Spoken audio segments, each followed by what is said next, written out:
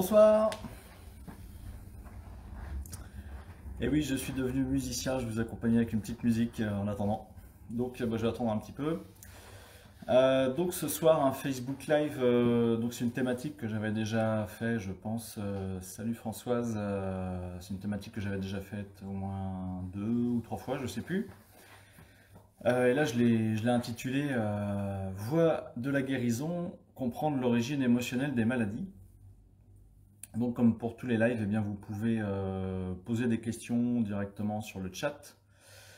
J'essaierai d'y répondre dans la mesure du possible. Bonsoir Annette. Sachant que là, je n'ai pas de dictionnaire avec moi, même si j'utilise rarement les dictionnaires pendant mes lives. Bon là, peut-être qu'il y aura une question sur laquelle je vais sécher ce soir. Eh bien, c'est pas grave, je répondrai sur le chat demain ou après-demain. Voilà, quand j'aurai un peu de temps, je répondrai à la question si je n'arrive pas à trouver la solution comme ça ce soir. Ce qui peut arriver, je ne suis pas une encyclopédie, je n'ai pas la science, la connaissance absolue, donc voilà, c'est comme ça. Donc ce soir, l'origine émotionnelle des maladies. Alors ce sujet, il m'est venu très simplement parce que la semaine dernière, eh bien, j'organisais une formation sur Nantes justement à ce sujet. C'était pour permettre aux personnes qui participaient, donc il y avait des personnes qui sont dans l'accompagnement, il y avait des personnes qui ne sont pas du tout dans l'accompagnement, qui étaient là, je dirais, c'est pour leur culture générale et c'est pour mieux comprendre pourquoi est-ce qu'elles ont pu être malades ou pourquoi est-ce qu'elles sont malades aujourd'hui.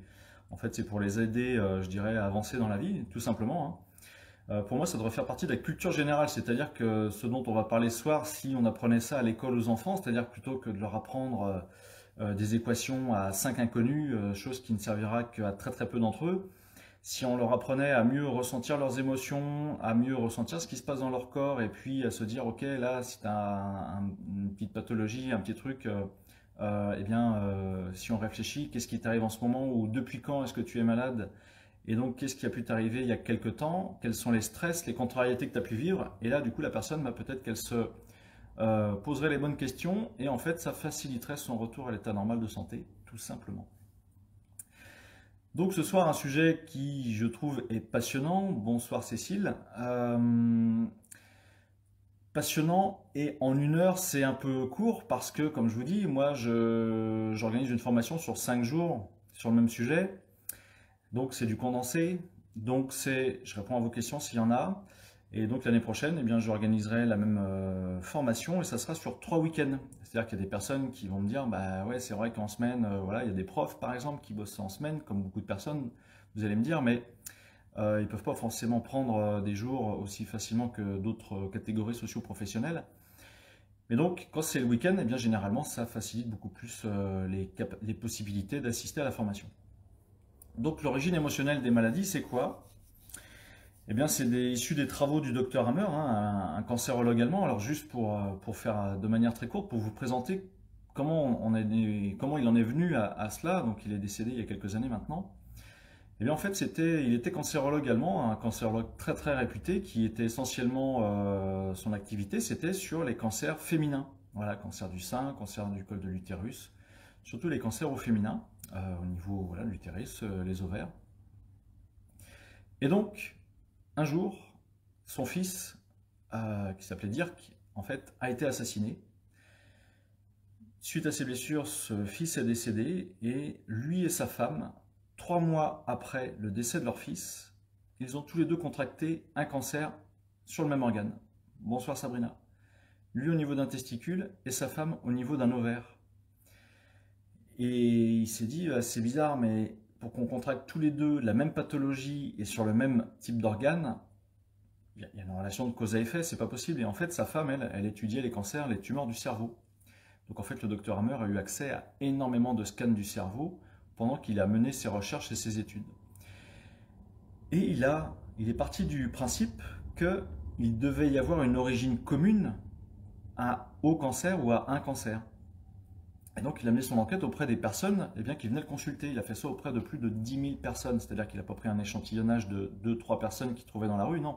Il avait directement ses patientes qui venaient dans ses services et à qui il a pu poser des questions par rapport à des cancers du sein, cancer du col de l'utérus, cancer des ovaires, par exemple, pour ne citer que ceci.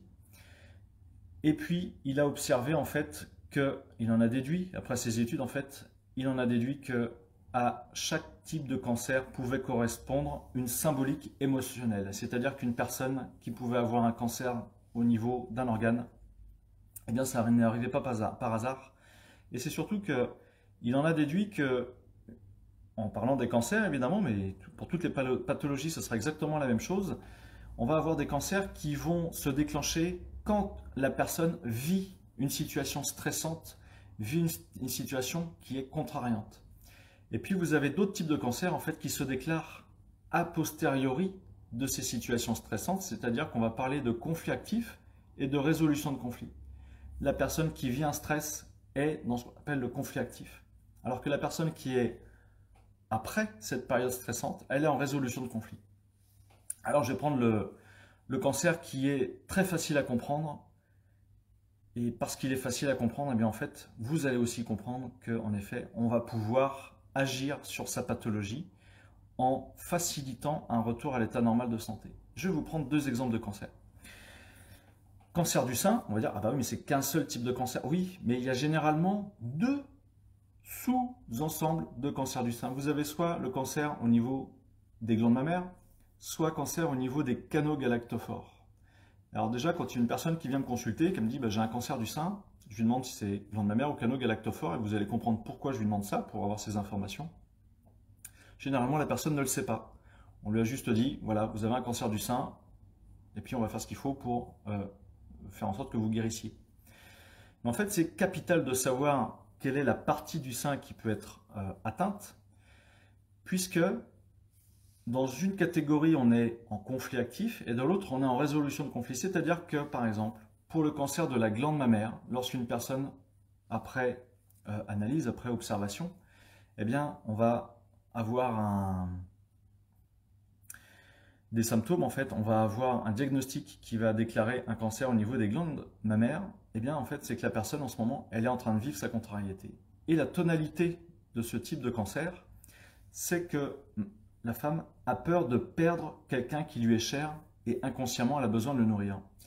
C'est-à-dire que nous les humains, nous sommes des animaux plus ou moins évolués en fonction des personnes à qui on s'adresse évidemment, mais on va dire que nous tous ce soir nous faisons partie des personnes les plus évoluées qui puissent exister.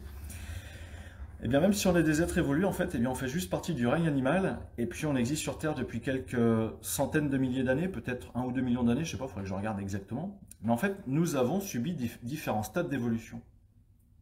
Et lorsqu'une femelle dans le règne animal, dans des groupes d'animaux, que ce soit par exemple la maman lionne, que ce soit au niveau des loups par exemple, en fait, des mammifères, qui vont avoir des symboliques de vie un peu semblables aux nôtres, c'est-à-dire avec un instinct grégaire, ça peut être aussi une femelle singe, etc. Et bien en fait, lorsque la femelle va avoir peur pour son petit, va avoir peur pour son enfant, par exemple, peur qu'il manque de nourriture, et bien ce qui va se passer, c'est qu'elle va forcément lui donner le sein. C'est-à-dire que la nourriture la plus simple à trouver, bah, si la maman a en fait du sein au niveau de ses mamelles, elle va pouvoir nourrir son enfant avec ça. Mais pour nous les humains, c'est quasiment la même chose qui se passe à 2-3 choses près, c'est que pour une femme, nourrir son enfant, ça peut être quelque chose de réel. En effet, j'ai mon enfant qui est à l'hôpital, qui a eu un accident de scooter et qui est souffrant, il est dans le coma depuis 15 jours. Une femme peut très bien déclencher un cancer de la glande mammaire parce que inconsciemment, elle va vouloir sauver son enfant et pour sauver son enfant inconsciemment, c'est de le nourrir. Ok ?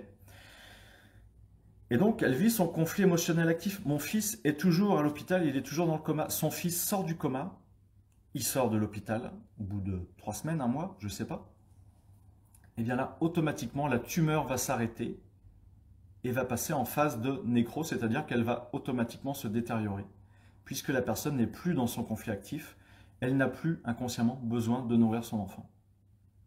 Vous allez me dire, c'est pas possible. Ben, j'y peux rien, c'est la nature qui est faite comme ça. Nous avons un corps qui est parfait, qui s'adapte en permanence à notre environnement. Cancer des canaux galactophores, c'est complètement différent.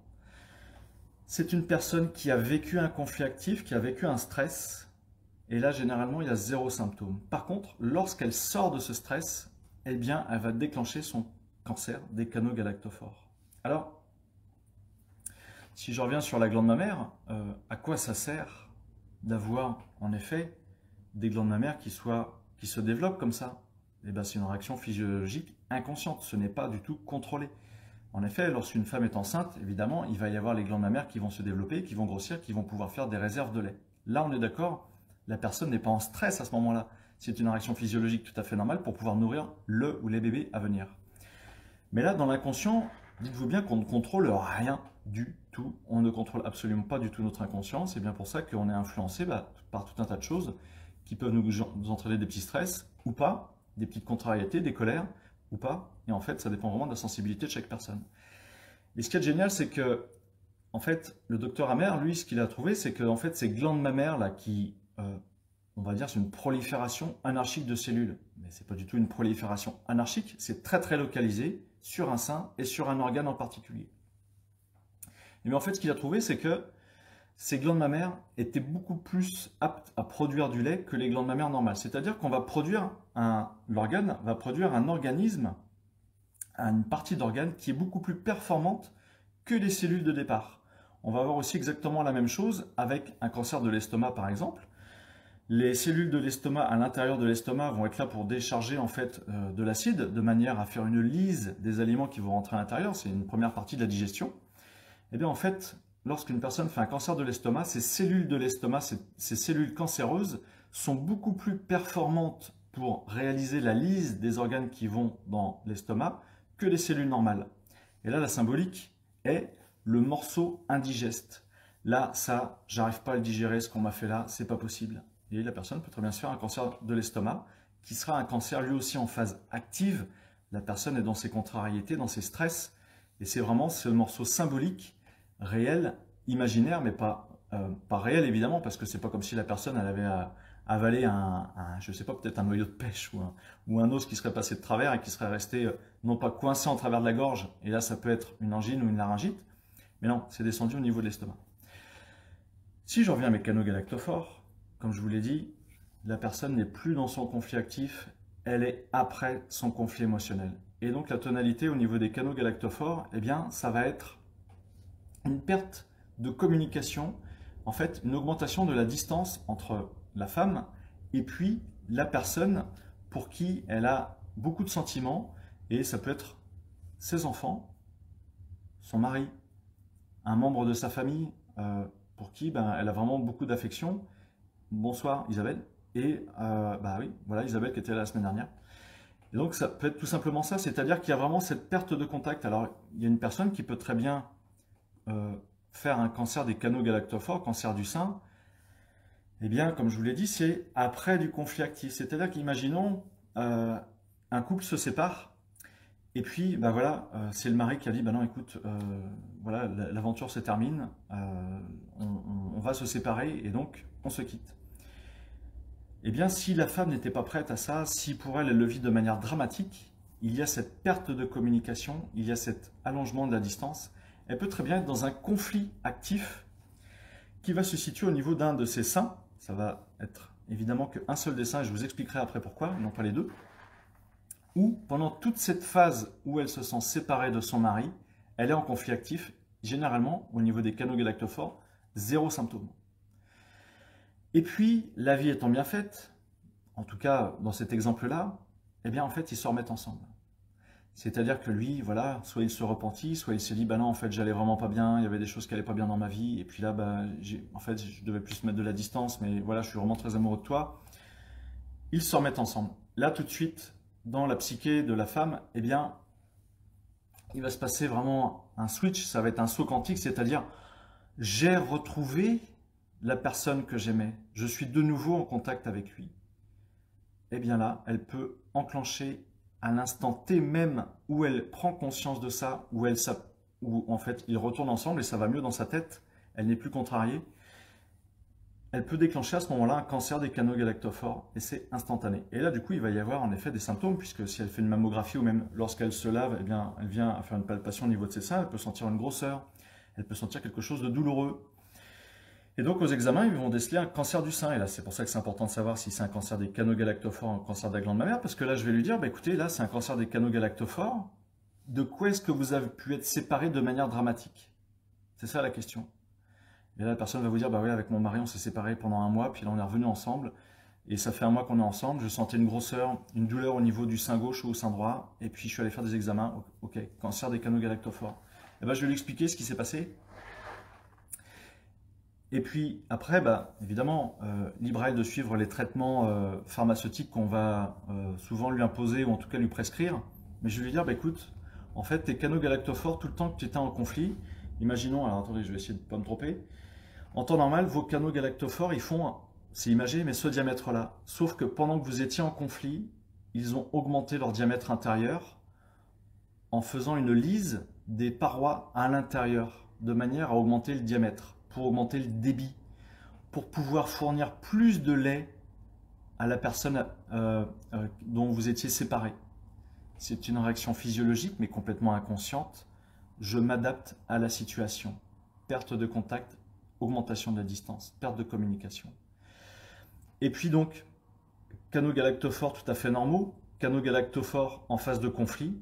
Et bien une fois que vous n'êtes plus en conflit, il va falloir que vos canaux galactophores retrouvent ce diamètre-là.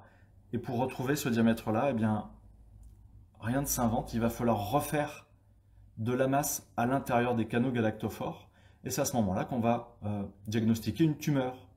Et c'est toujours pas une prolifération anarchique de cellules, c'est vraiment à l'endroit même où les canaux se sont creusés qu'il va falloir remettre de la masse, de la matière, de façon à ce qu'on retrouve un diamètre normal, puisque la personne n'est plus en conflit. Je lui explique tout ça, et je vais lui dire, bah, écoutez, vous pouvez éventuellement soit vous laisser faire la nature, ce qui fait que bah, la tumeur, une fois qu'elle aura mis suffisamment de cellules, en fait, elle va s'arrêter toute seule d'elle-même. Et si la personne prend conscience de ses ressentis émotionnels lorsqu'elle était en conflit, il y a forcément de la tristesse, il va y avoir de l'injustice, il va y avoir énormément de chagrin, il y a peut-être un deuil à faire, il va y avoir une notion de trahison parce que là, elle a toujours fait pour bien maintenir son couple, bref, etc., etc., etc. Si elle se libère de tous ces ressentis émotionnels qu'elle a eus pendant son conflit, et puis qu'en même temps, eh bien, quelque part, elle fait un complet mea culpa avec son corps, et bien en fait, on va accélérer cette phase de réparation, on va accélérer la multiplication des cellules à l'intérieur, et en fait, la tumeur va s'estomper beaucoup plus rapidement. Ça sert à ça, en fait, de comprendre l'origine émotionnelle des maladies et de s'intéresser au décodage biologique des maladies. D'une, ça permet de dédramatiser une situation. Ça peut permettre aussi de déculpabiliser par rapport au MST, par exemple. Et donc, ça va aussi permettre, dans beaucoup de cas, pas pour tout le monde, mais dans beaucoup de cas, en fait, la prise de conscience et la libération de ces mémoires émotionnelles inconscientes va permettre à la personne de retrouver un état normal à la santé qui sera beaucoup plus rapide. Je reviens sur mes glandes mammaires. Et d'ailleurs, je reviens sur les glandes mammaires, mais ce que je voulais vous ajouter par rapport à ça, en fait, comme je vous l'ai dit, c'est la peur pour une femme de perdre l'enfant qui lui est cher, de perdre peut-être son mari, ça peut être un enfant, ça peut être son mari, quelqu'un de proche, en fait, elle a peur pour la vie de la personne et donc inconsciemment, elle va vouloir le nourrir. Mais ce qui se passe, c'est que ce n'est pas forcément une personne vivante. Ce n'est pas non plus forcément un être humain. Je m'explique. La symbolique de nourrir quelqu'un, ça peut être une personne réelle, virtuelle, symbolique ou imaginaire. Imaginons une femme est chef d'entreprise. Et puis là, il y a eu pas mal de problématiques en fait ces derniers temps avec soi-disant une épidémie qui ravage le monde entier, sachant qu'il n'y a pas plus de morts en 2020 que les années précédentes. Donc je ne sais toujours pas où est l'épidémie, mais bref, les chiffres parlent d'eux-mêmes de toute façon. Eh bien en fait, imaginons qu'à cause de différents confinements, à cause des difficultés, eh bien en fait son entreprise a vu son chiffre d'affaires baisser, baisser, baisser. Et plus le chiffre d'affaires baissait, eh bien elle se disait, ouais, avec le banquier là et le comptable, on est en train de discuter, mais je vais certainement perdre mon entreprise. Mais si pour cette femme, son entreprise, son activité professionnelle, eh bien, c'est son bébé, c'est son enfant.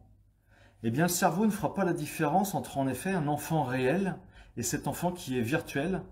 C'est-à-dire que, pour elle, si son entreprise est en train de péricliter, risque de mourir, eh bien, elle peut très bien déclencher un cancer de la glande mammaire pour pouvoir nourrir son entreprise.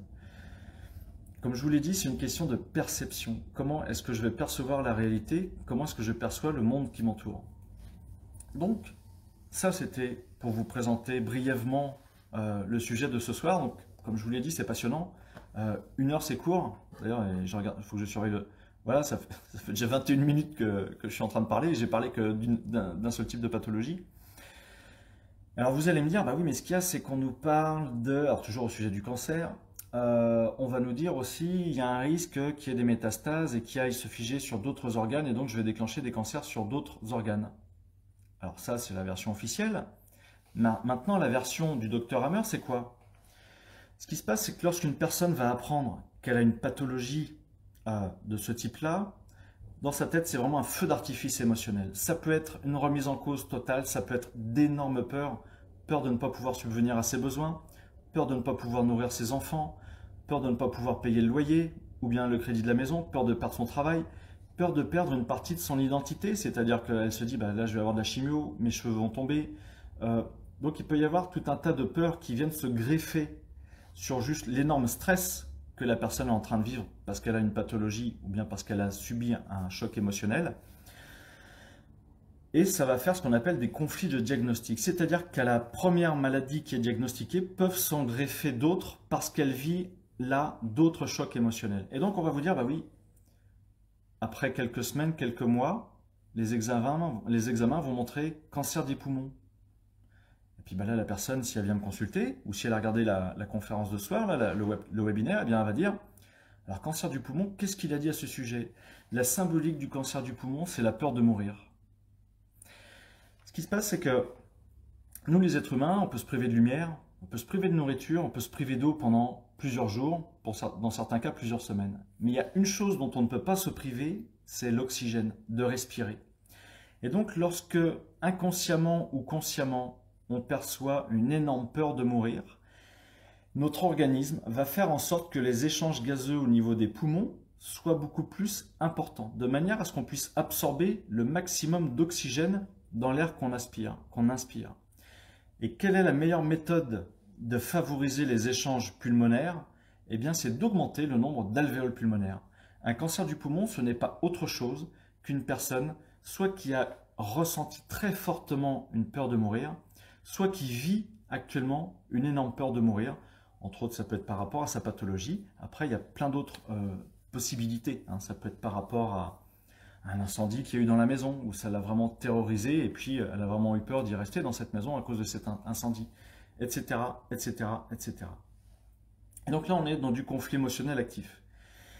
Et là où, malheureusement ou heureusement, c'est comme ça, eh bien ce qui se passe, c'est que si la personne a vraiment vécu un conflit très très intense, qu'elle n'en a parlé à personne, qu'elle a vécu ça de manière vraiment dans la solitude, vraiment qu'elle n'a jamais pu verbaliser, extérioriser ses stress, eh bien ça va vraiment créer un programme inconscient qui va quasiment cristalliser ce choc émotionnel, ce qui fait que même si la personne n'est plus avec cette peur de mourir, je dirais avec cette épée Damoclès au-dessus de la tête, ou comme si vraiment il y avait une menace pour sa vie, et bien comme c'est cristallisé au niveau de l'inconscient, et bien l'inconscient réagit de la même façon que si elle était en permanence soumise à cette peur de mourir.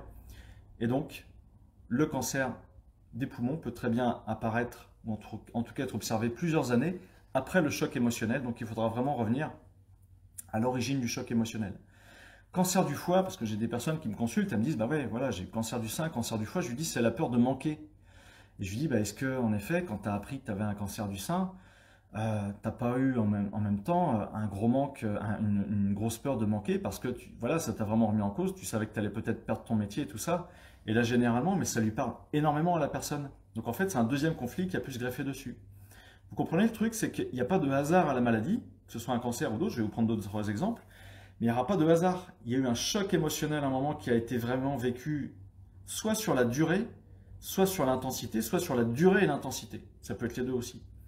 Mais donc, ces événements stressants, contrariants qu'ont pu vivre les personnes, eh bien, quelque part, notre corps physique est là pour servir de soupape. Il est là pour délester la tension de stress qu'on peut avoir. Parce qu'une personne qui va vous faire un arrêt ischémique transitoire ou un AVC, en gros, l'arrêt ischémique transitoire, c'est juste avant l'AVC.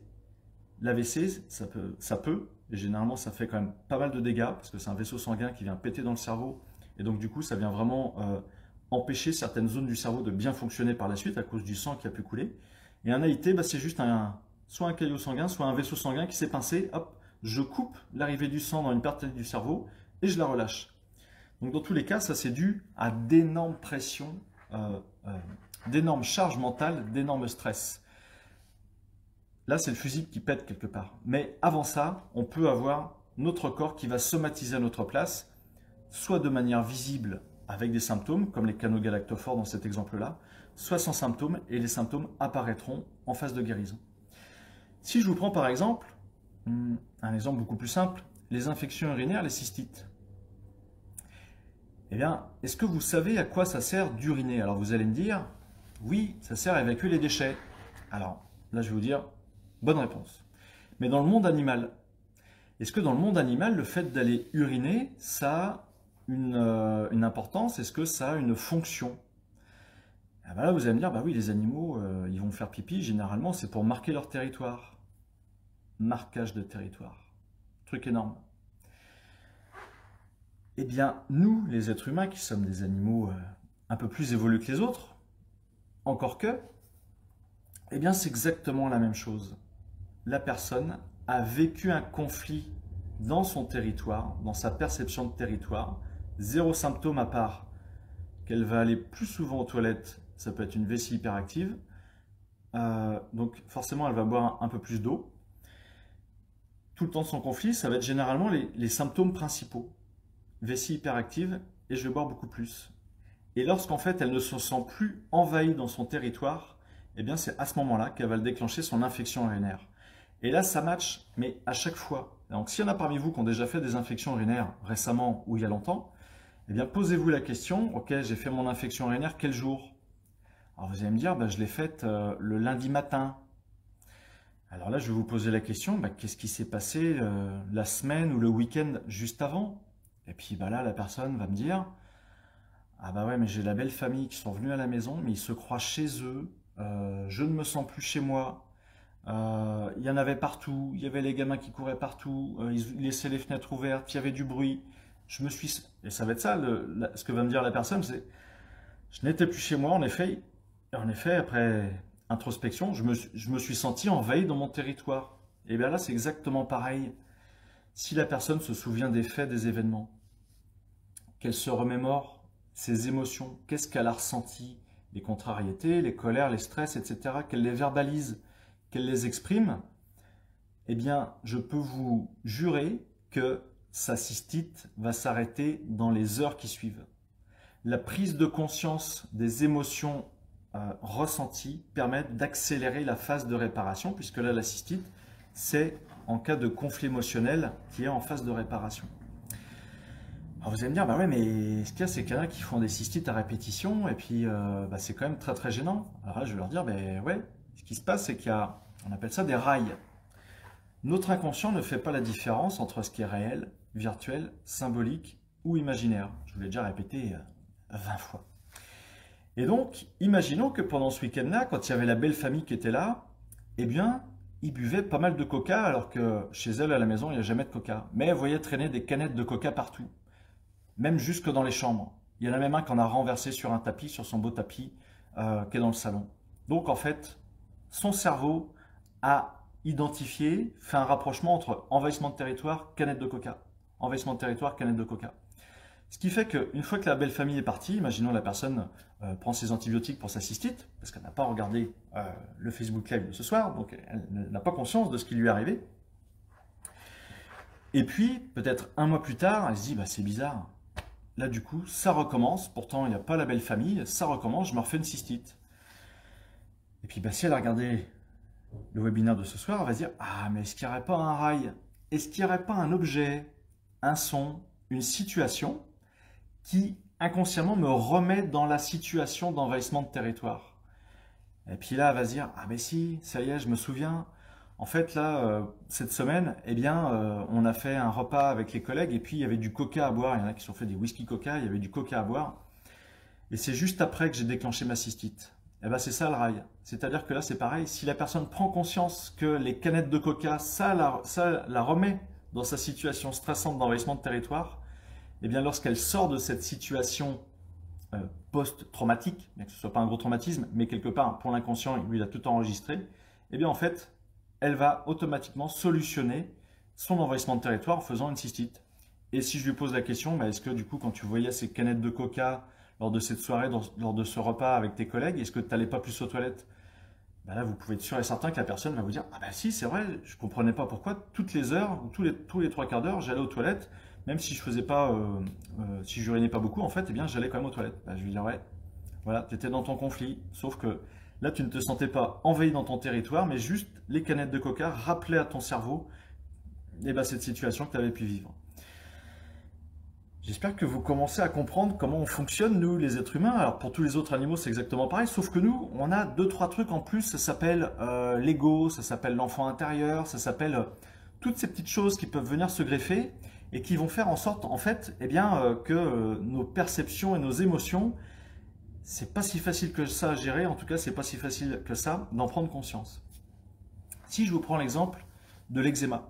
Donc là, je vous prends des petites pathologies, alors pas le cancer évidemment, c'est pas forcément une petite pathologie, mais voilà. Donc si vous avez des questions, n'hésitez pas, hein. L'eczéma, c'est pareil, c'est une personne qui a vécu un stress et qui, lorsque ce stress se résout, eh bien, elle passe en phase de réparation par de l'eczéma. Je m'explique. Imaginons une personne qui se fait de l'eczéma dans la nuque. Voilà. À un endroit dans la nuque, elle se fait de l'eczéma comme ça du jour au lendemain, ça la démange et tout. Elle va voir son médecin, quitte à voir un dermato, et lui dire, ah bah là vous avez de l'eczéma, c'est juste là dans la nuque. Donc elle va se mettre ses petites crèmes, ses petits corticoïdes, ça va se passer. Et puis imaginons ça passe, tant bien que mal. Les beaux jours arrivent, le printemps, l'été, l'automne revient, son eczéma recommence. Alors évidemment on va lui dire, bah, est-ce que tu n'as pas changé de lessive? Est-ce que tu n'as pas changé d'assouplisseur?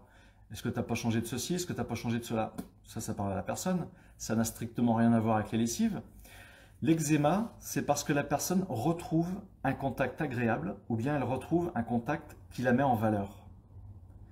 Alors cette personne, si elle vient me consulter, je vais lui dire, bah, écoute, depuis quand tu as de l'eczéma? Alors elle va me dire, bah, là c'est depuis le milieu de l'automne, depuis la mi-novembre. Je dis, ok, alors bah, je sais pas, qu'est-ce qui dans ta vie s'est passé depuis la mi-novembre? Elle va me dire, bah, moi je suis né le 15 novembre. Ah ok. Qu'est-ce qu'on t'a offert à ton anniversaire? Alors elle va me citer les différents objets, elle va me dire bah, un nouveau téléphone par les parents, un casque, des fleurs, une très belle écharpe blanche. Ah ok, très belle écharpe blanche. Perte de contact agréable. Je lui dis, est-ce que tu n'as pas déjà porté une belle écharpe en blanche ou est-ce que tu n'as pas déjà eu un vêtement en fait que tu aurais pu porter et qui était blanc et qui t'était agréable? Et là la personne va dire, après réflexion, ah bah si, il y a 3 ans, je m'étais acheté un beau pull blanc et vraiment il me plaisait beaucoup parce que c'était la première fois que j'achetais un beau pull blanc, il était très très doux, je me trouvais très jolie dans ce pull et vraiment il était très agréable au toucher. Et puis j'ai mon fils en jouant un midi, on était à table et malheureusement il a eu un mauvais geste et il y a de la sauce tomate qui allait sur mon pull blanc. Il était foutu, j'ai essayé de le nettoyer, il était foutu et j'ai jamais pu le récupérer. Et bien en fait depuis 3 ans, inconsciemment, son cerveau ressentait de manière inconsciente, j'insiste bien, cette perte de contact agréable avec cet objet blanc. Le pull blanc symbolisait le contact agréable, le contact qui valorisait la personne. Le 15 novembre de cette année, donc de l'année dernière, parce qu'on n'y est pas encore, le 15 novembre, on lui offre une belle écharpe blanche. Son cerveau, c'est pareil, c'est un rail, il assimile l'écharpe blanche avec ce beau pull blanc qui valorisait la personne. Et l'eczéma, c'est une phase de réparation. Donc, au niveau du contact de l'écharpe, au niveau du cou et de la nuque, eh bien c'est là où elle va déclencher son eczéma. Si elle prend conscience qu'en effet, elle avait déjà eu un objet pour lequel elle ressentait du plaisir, pour lequel elle ressentait de la valorisation, si grâce à ce travail d'introspection, toujours la même chose, elle écoute ses ressentis, reprend conscience de tout ce qu'elle a pu vivre, son eczéma va disparaître quasiment comme ça. Ça va accélérer la phase de résolution de conflit et l'eczéma va, je dirais, avoir une phase d'accélération pour s'arrêter très très vite. L'acné, eh bien en fait l'acné c'est suite à de la dévalorisation par rapport au physique. C'est-à-dire que ça arrive souvent chez les jeunes, hein, les ados évidemment, parce que eh bien, leurs rapports sociaux sont complètement différents. C'est-à-dire que si vous demandez à des enfants s'ils ont des petites copines ou des petits copains, il y en a beaucoup jusqu'à un certain âge, ils s'en fichent complètement. À c'est peut-être pour certains des petits amoureux, mais quelque part, ils se fichent complètement de leur aspect physique. Et puis vient un âge où, bah évidemment, il y a toutes les poussées hormonales, mais ce qu'il y a, c'est qu'au niveau du faciès, au niveau de la poitrine pour les filles, au niveau de la pilosité pour les garçons, en fait, il y a vraiment un changement de la morphologie. Et ce qui se passe, c'est que là, du coup, il y a une notion de perte de confiance en soi pour beaucoup d'entre eux. Et bah, cet aspect physique, mon visage, je dois faire en sorte de plaire aux autres. Mais si l'enfant ne s'aime pas trop dans son physique, si en plus, ben, malheureusement, il se dit, ben ouais, je plais pas aux autres, aux garçons, aux filles, voilà, ça dépend du sexe évidemment, et je me dévalorise, et bien en fait, l'acné va venir en solution de cette dévalorisation. Donc l'acné, en fait, c'est un mélange entre du conflit actif et de la résolution de conflit. Conflit actif parce que ça, c'est le ressenti de dévalorisation.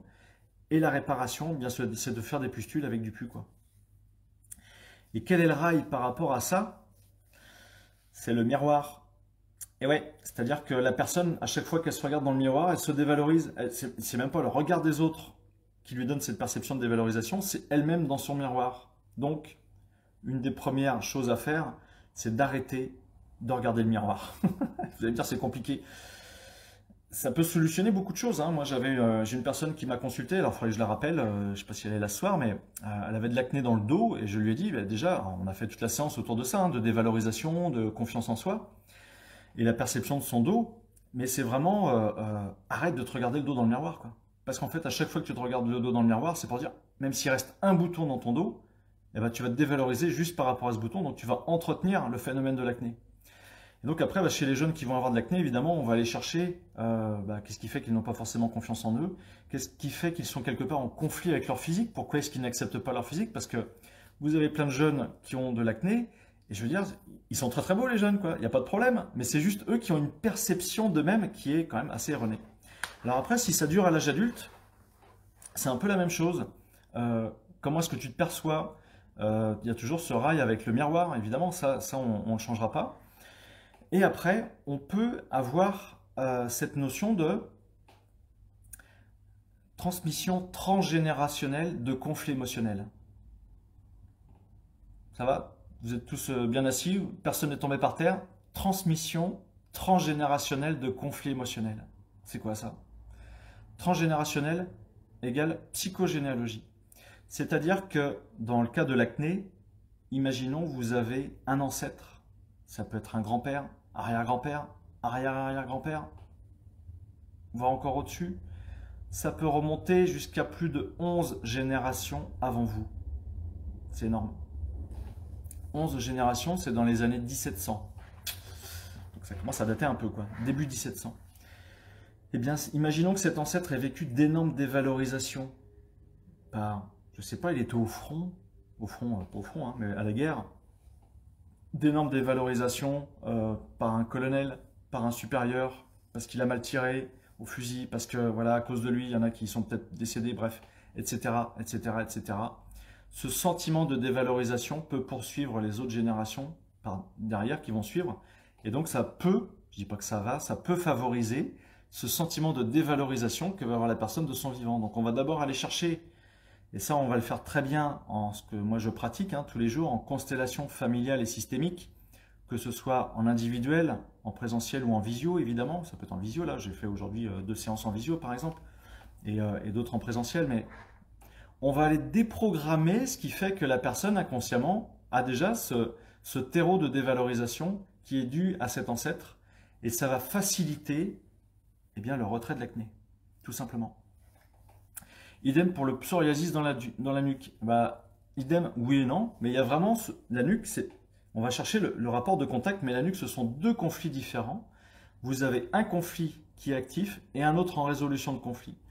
Et généralement, le psoriasis, c'est le contact agréable qui est perdu, et parallèlement, paradoxalement, c'est ce contact dont j'essaye de me séparer, que j'essaye d'éviter.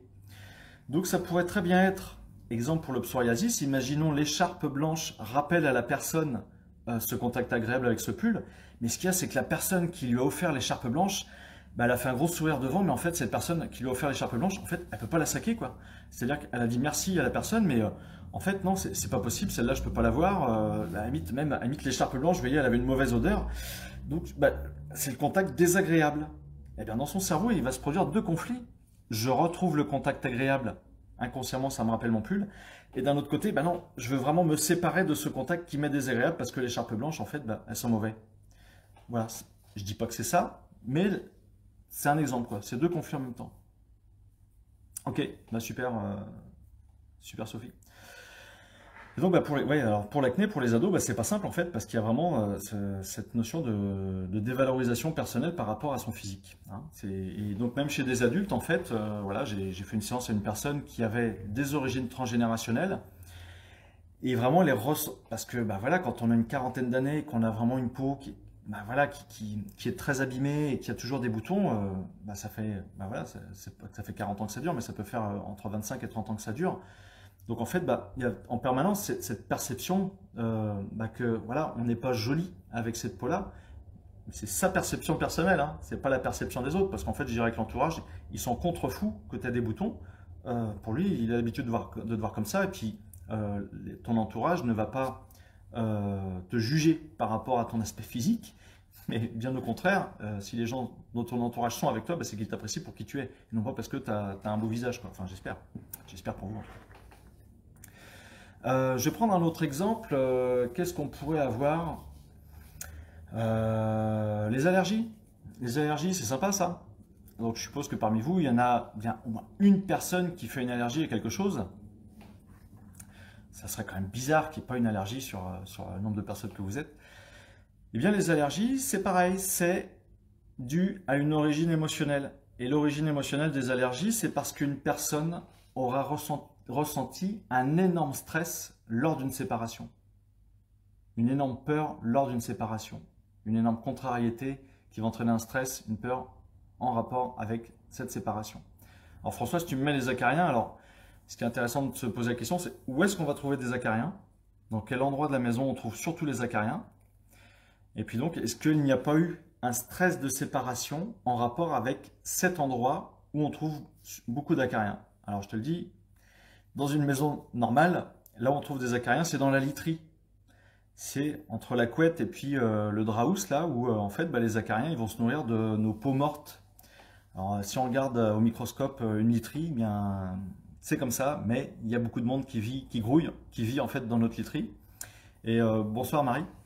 Et donc en fait bah, les acariens sont surtout là, donc après à toi d'analyser si en effet tu n'as pas vécu un stress de séparation en rapport avec un endroit où il y aurait pu y avoir des acariens. Donc je parle de la literie, mais ça peut très bien être aussi de la poussière tout simplement. Et donc une personne, exemple d'allergie, l'endométriose, j'y viendrai après, mais attention parce que la roue tourne, enfin l'horloge tourne et il est déjà moins le cas. Exemple avec allergie aux graminées. Alors là où c'est génial, c'est que les graminées, c'est pas juste le blé, les fleurs, les graminées, là, tout ce qu'on voit à l'herbe qui pousse. Le graminé vient s'ajouter à ce stress circonstanciel de séparation la notion d'argent, le blé. Et donc votre inconscient, si vous êtes allergique aux graminées, si vous avez des troubles de la maladie cœliaque, c'est-à-dire que c'est vraiment indigeste pour vous de manger du gluten par exemple. Le gluten est issu des graminées, c'est issu des blés. En fait, il y a, je dirais, peut-être 100 ans ou un peu moins, les blés, les céréales qui étaient cultivées avaient très très peu de gluten. Et aujourd'hui, elles en ont de trop, en fait, parce que ça, c'est aussi, au niveau de la digestion, c'est beaucoup moins digeste. Vous avez un boulanger qui est à Cucugnan, dans le sud de la France, dans le 66, à Cucugnan, un excellent boulanger qui fait du pain bio avec des céréales qui sont des vieilles céréales, non pas qu'elles sont vieilles, mais ce sont des vieilles semences de céréales, et donc en fait son pain est très digeste et vraiment très bon à Cucugnan. Voilà, c'est juste la parenthèse. Bon, ça fait un peu loin pour ceux qui habitent à Nantes, mais sait-on jamais si vous passez dans le quartier. Et donc imaginons un couple vit un stress de séparation avec l'argent, c'est-à-dire qu'il se retrouve ruiné du jour au lendemain. Et puis bah, vous avez l'enfant qui est là, qui lui bah, ne vit pas le stress directement parce que ce n'est pas son argent, mais il va pomper, il va faire éponge avec cette peur, ce gros stress de séparation en rapport avec l'argent. eh bien cet événement-là pourra conditionner à l'âge adulte ou même à l'âge adolescent cette allergie au gluten, cette intolérance aux graminées. Ok? Et ça peut être aussi les graminées tout simplement parce qu'il y a une question de saisonnalité. À quel moment les graminées envoient leur pollen dans l'air? Alors je dirais que c'est à partir d'avril surtout et jusqu'à juillet facilement. Hein. C'est au moment où l'herbe pousse. Donc vous avez les graminées des herbes, vous avez les graminées des céréales qui sont dans les champs. Tout ça, ça fait que ça dure assez longtemps. Mais donc si la personne a vécu un stress de séparation pendant cette période-là à un instant T, eh bien en fait son cerveau va créer ce rail, tout simplement. C'est-à-dire que vous n'en aviez pas conscience, mais dans l'air il y avait beaucoup de pollen de graminées, et votre cerveau va assimiler les pollens de graminées à ce stress de séparation, ce qui fait que une année, vous ne savez pas pourquoi, mais d'un seul coup vous êtes allergique aux graminées. Vous allez voir l'allergologue, vous dit vous êtes allergique aux graminées alors que vous avez 50 ans et que ça fait 49 ans que vous avez, enfin ça fait 49 ans, vous avez vécu 49 ans sans allergie aux graminées, et là à 50 ans, paf, allergie aux graminées. Et bien là la question c'est qu'est-ce que vous avez vécu au printemps dernier, au début d'été dernier? Et là vous allez me dire, ah bah ouais, là j'ai vécu vraiment un stress de séparation, j'ai été obligé de déménager de chez moi là où j'habitais pour aller habiter plus loin, etc. etc. Et là c'est pareil, si la personne prend conscience de ce stress, qu'elle le verbalise, qu'elle évacue ce stress, tous ses ressentis, il y a de fortes probabilités pour que son allergie disparaisse du jour au lendemain. Parce que c'est votre cerveau qui pilote vos organes. Ok? Si à votre cerveau il est en stress, ça va agir sur les organes. Dès qu'il est plus en stress, soit ça agit sur les organes, soit ça facilite le retour à l'état normal de santé. Okay, l'endométriose, en fait, la réponse, elle est dans le nom de la pathologie, c'est l'endomètre ose. L'endomètre ose se faire ailleurs. J'ai de très bons résultats par rapport à des problématiques d'endométriose. Je vais vous expliquer la symbolique principale, c'est je souhaite avoir un enfant, mais soit je ne suis pas avec le bon partenaire, soit je ne suis pas dans le bon endroit pour accueillir l'enfant, soit je n'ai pas la bonne profession pour accueillir l'enfant. Bref, il y a quelque chose dans ma vie qui, quelque part, me contrarie, m'empêche d'avoir un enfant. Ça matche quasiment à chaque fois. Et même quand ça ne matche pas, eh ben c'est pas grave, on va chercher les origines émotionnelles d'eux et on va solutionner le truc. Donc ça peut être tout simplement, alors je ne sais pas Stéphanie si c'est pour toi, mais imaginons que tu es avec ton conjoint et votre appart est tout petit. Tu dis, bah ouais, on a une chambre, on a une pièce de vie, on a la cuisine, salle de bain évidemment, mais c'est vrai que là, l'appartement est petit et demain, si moi je suis enceinte et puis qu'on a un bébé, sachant qu'attention, tu peux en avoir un, mais tu peux en avoir deux aussi qui arrivent d'un seul coup. Hein. Donc là, c'est plus pareil, mais malheureusement, il faudra s'adapter. Et bien peut-être qu'inconsciemment et consciemment, évidemment, là du coup, tu te dis, bah ouais, mais là, on n'a pas ce qu'il faut pour accueillir l'enfant. Donc, bah, je veux avoir un enfant, mais quelque part, tous les paramètres ne sont pas là pour faire en sorte que je puisse avoir un enfant. Et tu peux faire de l'endométriose uniquement à cause de ça. Alors moi, j'ai eu l'exemple d'une personne qui vivait dans les dom-toms. Son conjoint vivait en France et elle voulait énormément, je dirais même qu'elle voulait à tout prix avoir un enfant avec lui. Sauf que, bah, ils ne pouvaient pas vivre ensemble. Elle était employée territoriale dans les dom-toms. Lui, il voulait pas venir habiter sur son île. Et donc, c'était son conflit émotionnel à elle, c'est-à-dire que je veux, en plus, je vous dis, hein, j'insiste, hein, je veux absolument avoir un enfant avec lui, mais je ne peux pas parce que nous n'habitons pas ensemble. Tant qu'elle est dans ce schéma dramatique-là, la personne, eh bien, en fait, elle va continuer son endométriose. Soit il se sépare, et donc, eh bien, à ce moment-là, il solutionne son conflit. Je ne veux plus avoir d'enfant avec lui. Donc, je dirais peut-être que là, l'endométriose va s'arrêter, encore que. Soit la personne, en fait, eh bien, elle fait un travail sur elle pour juste. Soit, en fait, ils arrivent à habiter tous les deux, soit sur son île dans l'outre-mer, soit en France. Et puis à ce moment-là, elle n'est plus en conflit actif. Soit, en fait, eh bien, elle fait un travail sur elle, sur sa perception. Pourquoi est-ce qu'elle veut avoir absolument un enfant avec lui? Et c'est surtout, peut-être qu'en effet, ils peuvent. Bonsoir Marine. Peut-être qu'en fait, eh bien, ils peuvent très bien avoir un enfant. Et puis, c'est pas tout de suite qu'ils vont venir habiter ensemble, mais peut-être dans un an ou quelque chose comme ça. Vous voyez, c'est ça aussi. Mais toujours garder à l'esprit que une personne qui a ressenti un stress psychologique, un stress émotionnel, le jour où elle quitte ce stress, eh bien son inconscient, lui, peut toujours garder cette mémoire. Ça peut vraiment créer ce qu'on appelle un engramme. C'est vraiment cristallisé dans son inconscient. Et même si elle n'est plus du tout en stress, si l'événement est survenue il y a 1 an, 2 ans, 5 ans, 10 ans, 20 ans, 40 ans, eh bien, c'est aujourd'hui que peuvent apparaître les symptômes parce que dans son inconscient, lui n'a toujours pas oublié ça, il le garde bien en mémoire et ça peut ressortir, je dirais, à n'importe quel moment. Donc voilà, je vous explique un peu les tenants et aboutissants du décodage biologique des maladies. C'est vraiment passionnant parce qu'on peut appliquer ça pour toutes les pathologies. Pourquoi est-ce que je me fais une sinusite? Pourquoi est-ce que je me fais une angine? Pourquoi est-ce que je vais me faire un aphte? Pourquoi est-ce que je vais me faire une conjonctivite? Pourquoi est-ce que je vais d'un seul coup avoir un lumbago? Pourquoi est-ce que je vais avoir une sciatique? Pourquoi est-ce que je vais me faire, je ne sais pas, une phlébite? Pourquoi est-ce que je vais avoir un hallux valgus? Pourquoi est-ce que je vais avoir des problèmes aux épaules? Pourquoi est-ce que je vais me faire une capsulite? Les maladies, c'est pas ce qui manque. Et les réponses, les solutions aux maladies, ce n'est pas ce qui manque non plus. Ce n'est pas une fatalité, c'est soit vous arrivez vous-même à vous poser les bonnes questions pour solutionner votre conflit, soit il faut vous faire accompagner par une personne compétente qui pourra vous amener à découvrir vous-même, à mener l'enquête pour connaître l'origine émotionnelle de votre pathologie. Et là où c'est passionnant, c'est que quand on attaque le transgénérationnel, eh bien en fait, l'information, cette information d'origine émotionnelle des maladies, on ne va pas le trouver forcément dans sa vie à soi, mais on va le trouver dans la vie des autres. Et là, c'est là où on peut se dire, j'entends mon ancêtre que tu as vécu quelque chose de difficile à un instant T. Quelque part, j'ai pris ta maladie pour solutionner. En fait, j'apporte la meilleure solution à ton drame, à ton choc émotionnel. Mais maintenant, ça ne m'appartient plus. J'ai compris. Je n'ai plus besoin de solutionner à ta place ta pathologie. Et quelque part, je m'en libère. Il y a un truc dont je ne vous ai pas parlé, c'est les enfants. En fait, les enfants, jusqu'à l'âge de 7-8 ans, eh bien, ils ont cette énorme capacité de somatiser pour les parents. C'est-à-dire que je ne dis pas que toutes les maladies infantiles sont à cause des parents, mais une bonne partie, c'est-à-dire que lorsqu'un parent vit un conflit émotionnel, vit un gros stress, généralement c'est au travail, ça peut être dans son couple aussi, ça peut être lors de travaux d'une maison, de rénovation, des choses comme ça, en fait les parents sont contrariés, eh bien c'est l'enfant qui va somatiser à la place des parents, c'est-à-dire que c'est comme s'il se sacrifiait pour ne pas que le parent soit malade, pour qu'il puisse maintenir l'espèce en vie, qu'il puisse de nouveau se reproduire éventuellement. Mais donc lorsque vous avez des enfants qui font des pathologies lourdes, quand ils sont tout petits, vous pouvez quasiment être sûr et certain qu'ils somatisent pour le parent.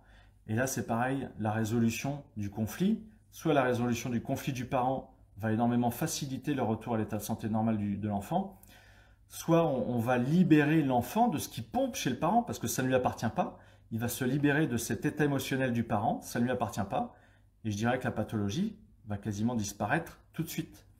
On va avoir ça par exemple pour tout type de pathologie, mais juste un dernier exemple qui était vraiment très très parlant, un enfant qui faisait de l'oncoprésie. Alors c'est quoi ça l'oncoprésie? Eh bien, en fait c'est qu'il perd ses selles tout seul, c'est-à-dire qu'il ne se contrôle pas et il peut faire caca debout ou assis à l'école, bref, c'est incontrôlable. Alors pourquoi c'est incontrôlable? Parce que tout simplement, il retient ses selles.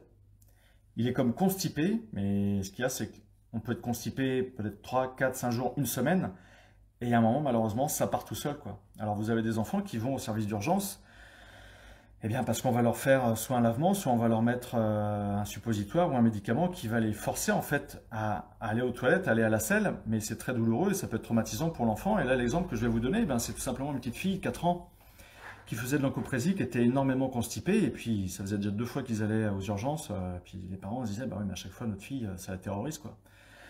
Alors je demande c'est le papa que j'avais eu au téléphone, je lui demande, écoute, est-ce qu'il n'y a pas quelqu'un en ce moment qui se sent un peu coincé, qui aurait du mal à prendre sa place? Ah, il me dit, moi je suis artisan à mon compte, l'activité ça marche bien, j'ai pas de problème avec les clients, bon des fois un petit problème une fois de temps en temps, mais je veux dire l'activité marche bien, moi j'ai pas de stress plus que ça. Il me dit, c'est ma mère qui fait la comptabilité, qui gère les papiers, et puis ma femme voudrait quitter son entreprise.